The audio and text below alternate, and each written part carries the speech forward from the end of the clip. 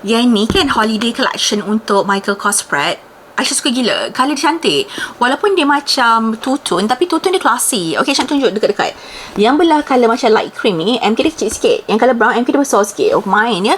Untuk Pratt size medium, tak ada crossbody strap. Shoulder saja. This is the shoulder strap, pakai smooth leather. Belah belakang dia macam ni.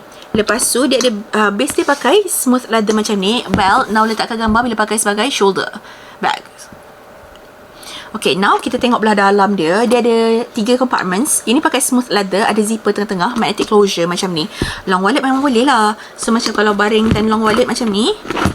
Boleh je baringkan long wallet. Berat bag ni is about 400 grams. Macam tu. The colour is quite nice and classy. Sebab senang nak matching dengan any baju.